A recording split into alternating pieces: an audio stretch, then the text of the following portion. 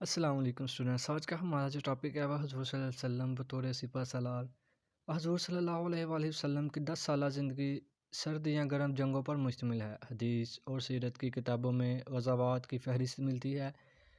ان میں سے 28 غزوات میں آپ صلی اللہ علیہ وآلہ وسلم نے خود شرکت فرمائی اور 77 سرایہ میں آپ صلی اللہ علیہ وسلم کی زیر ہدایت آپ صلی اللہ علیہ وسلم کے تائبین نے شراکت کی۔ ان تمام جنگی کارروائیوں کے نتیجے میں 10 لاکھ مربع کلومیٹر پر مشتمل وسیع اسلامی اسٹیٹ قائم ہوئی۔ ان تمام جنگوں میں مسلمانوں کی شہادت 255 اور کفار کی ہلاکت 759 ہے۔ مسلمان مجاہدین کی جان نقصان کی اوز سے ایک ماہ میں ایک فرد بنتی ہے۔ اس طرح کل جنگی قیدیوں کی تعداد 6564 ہے، جن میں سے صرف 2 کو ان کے شدید جرائم کی پاداش میں قتل کیا گیا۔ یہ اعداد و شمارہ حضرت صلی اللہ علیہ وآلہ وسلم کی جنگی فراست اور حربی صلاحیت کا منہ بولتا ثبوت ہیں کہ جو اس امر کی دلیل ہیں کہ آپ صلی اللہ علیہ وآلہ وسلم دنیا کے بہترین کامیاب ترین سپہ سالار تھے۔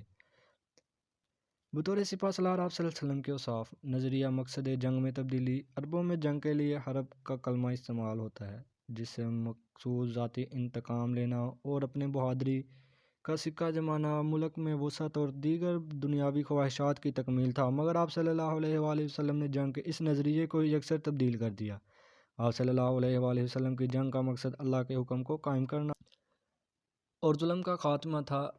آپ صلی اللہ علیہ وآلہ وسلم سے کسی نے پوچھا کہ ایک شخص مال غنیمت کے لیے، ایک شہرت کے لیے اور ایک فوجی یا وطنی حمایت کے لیے لڑتا ہے، ان میں سے کس کی لڑائی فی سبیل اللہ ہے؟ آپ صلی اللہ علیہ وسلم نے فرمایا، جو قومی حمایت کے لیے لڑتا ہے۔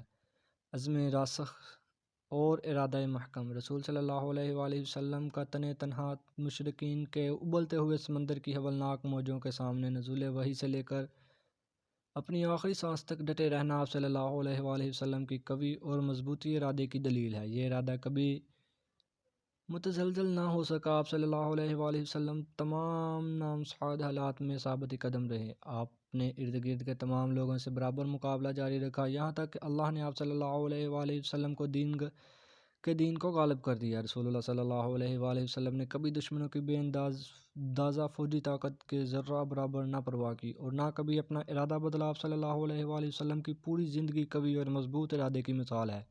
بہادری و شجاعت: حضور صلی اللہ علیہ وآلہ وسلم فقط رہنمائی میں ہی اپنی مثال آپ نہ تھے، بلکہ جب بھی ضرورت پڑی تو آپ صلی اللہ علیہ وسلم نے بہادری و شجاعت کا وہ کمالات دکھائے کہ دنیا دنگ رہ گئی۔ جب ایک غزوہ میں ایک کافر نے آپ صلی اللہ علیہ وسلم کا نام لے کر پکارا تو آپ صلی اللہ علیہ وسلم خود میدان میں اترے اور اس کا کام تمام کیا۔ جنگ احد میں جب کفار نے پیچھے سے حملہ کیا اور اسلامی فوج میں کچھ ابتری سی پھیل گئی تو آپ صلی اللہ علیہ وسلم ہی تھے جو نہایت تیزی کے ساتھ دشمن کی طرف بڑھتے جا رہے تھے۔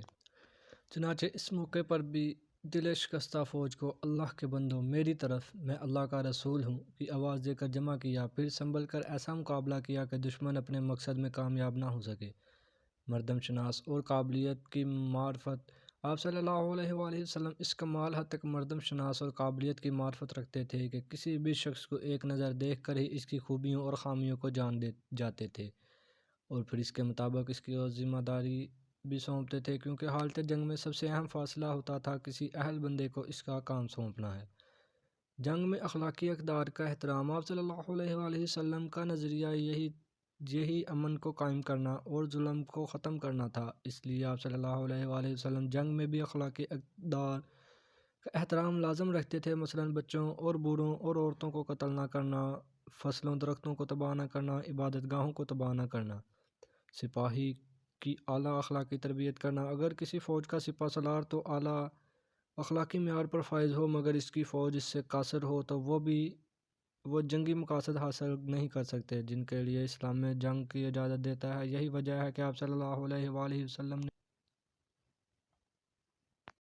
اپنے سپاہیوں کی ایسی اعلیٰ اخلاقی تربیت کی کہ ان کے لیے دنیاوی مال و متاع کوئی معنی نہیں رکھتا تھا۔ سپاہی کا ہر صورت حوصلہ قائم رکھنا: غزوہ بدر ہو یا غزوہ احد، تقریباً تمام جنگوں میں ہی کفار کی تعداد اور ساز و سامان میں برتری حاصل تھی۔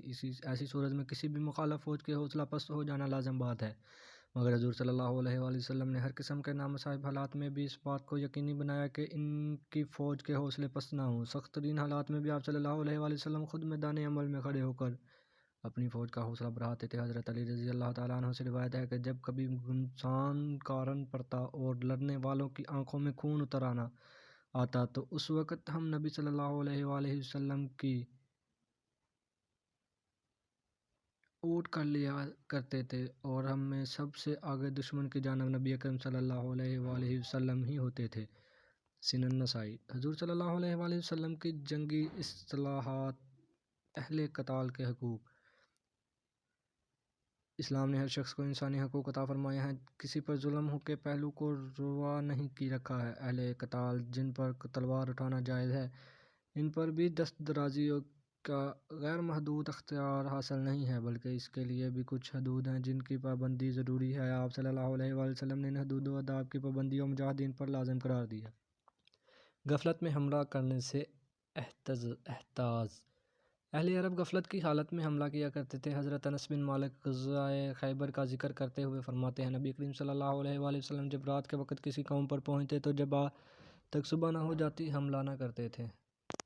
آگ میں جلانے کی ممانعت۔ عرب کے لوگ غصے میں دشمن کو آگ میں زندہ ڈال دیتے تھے۔ آپ صلی اللہ علیہ وآلہ وسلم نے اس سے منع فرمایا اور فرمایا کہ آگ کا عذاب دنیا سوائے آگ پیدا کرنے والے کے کسی کو سزاوار نہیں۔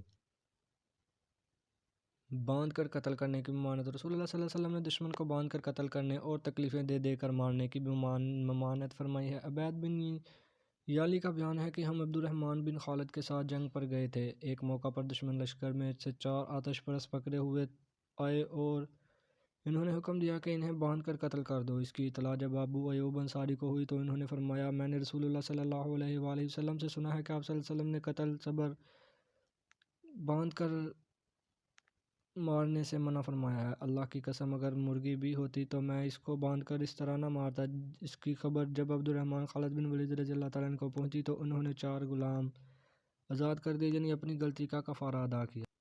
لوٹ مار کی ممانعت۔ ایک دفعہ سفر جہاد میں صحابہ نے چند بکریاں لوٹ لیں اور ان کا گوشت پکایا۔ نبی اکرم صلی اللہ علیہ وآلہ وسلم کو جب خبر ملی تو آپ صلی اللہ علیہ وسلم نے دیچکیاں الٹ دیں اور فرمایا، لوٹ کھسوٹ کا مال مراد سے بہتر نہیں، مردار سے بہتر نہیں ہے۔ تباہ کاری کی ممانعت۔ افواج کی پیش قدمی کا وقت، فصلوں کو خراب کرنا، کھیتوں کو تباہ کرنا، بستیوں میں قتل عام اور آتش زنی کرنا ان کے معمولات میں سے ہوتا ہے، مگر اسلام اس کو فساد سے تعبیر کرتا ہے اور ان چیزوں کی سختی سے ممانعت کرتا ہے، اور جب وہ حاکم بنتا ہے تو کوشش کرتا ہے کہ زمین میں فساد پھیلائے، فصلوں اور نسلوں کو برباد کرے، مگر اللہ فساد کو پسند نہیں کرتا۔ قتل سفیر کی ممانعت۔ مسلمہ کذاب کا قاصد عبادہ بن حارث جب اس کا گستاخانہ پیغام لے کر آیا تو آپ صلی اللہ علیہ وسلم نے فرمایا، اگر قاصدوں کا قتل ممنوع نہ ہوتا تو میں تیری گردن مار دیتا۔ بدعہدی کی ممانعت۔ بدعہدی بدترین جرم ہے۔ حضرت عبداللہ بن عمرو سے روایت ہے کہ رسول اللہ صلی اللہ علیہ وسلم نے فرمایا، جو کوئی معاہدے کو قتل کرے اسے جنت کی خوشبو تک نصیب نہ ہوگی، حالانکہ اس کی خوشبو 40 برس کی مسافت سے بھی محسوس ہوتی ہے۔ مسلح کی ممانعت۔ دشمنوں کی لاشوں کو بے حرمت کرنے اور ان کے اعضاء کاٹنے سے بھی اسلام نے سختی سے منع کیا ہے۔ عبداللہ بن یزید الانصاری سے روایت ہے کہ نبی صلی اللہ علیہ وآلہ وسلم نے ٹوٹ کے مال اور مطلع اعضاء کاٹنے سے منع فرمایا۔